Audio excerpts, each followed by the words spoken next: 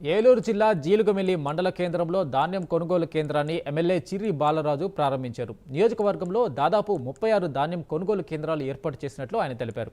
గత వైసీపీ ప్రభుత్వం రైతులకు చెల్లించని 16,700 కోట్ల బకాయిలను తమ ప్రభుత్వం చెల్లించిందన్నారు. తమ ప్రభుత్వం రైతు సంక్షేమానికి కట్టుబడి ఉందన్నారు ఎమ్మెల్యే చిర్రి బాలరాజు.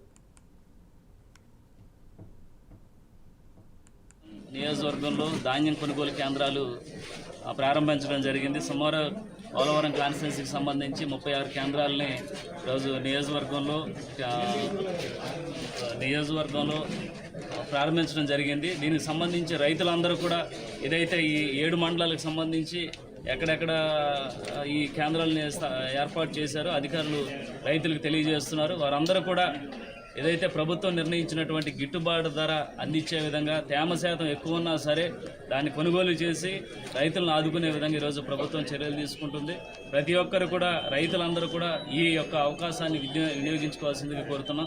అలాగే గత ప్రభుత్వాలు ఏదైతే రైతులకు సంబంధించి పండినటువంటి పంటకి సరైన గిట్టుబాటు ధర లేదు, అలాగే ఎవరికి అమ్మాలో తెలియనటువంటి పరిస్థితుల్లో ఉన్నారు. కానీ ఈరోజు ఎన్డీఏ కూటమి తరఫున ప్రభుత్వం హామీ ఇస్తుంది, మీరు పండించినటువంటి పంటకి సరైన గిట్టుబాటు ధర రైతుల పట్ల ఎంతో నిబద్ధతతో అలాగే ప్రతి ఒక్కరిని ముందుకు తీసుకువెళ్లే విధంగా ఈరోజు ఎన్డీఏ కూటమి చర్యలు తీసుకుంటుందని మరొకసారి తెలియజేస్తూ రైతులందరూ కూడా ఈ యొక్క అవకాశాన్ని వినియోగించుకొని మీ యొక్క పండించిన పంటకి సరైన గిట్టుబాటు ధర అందించే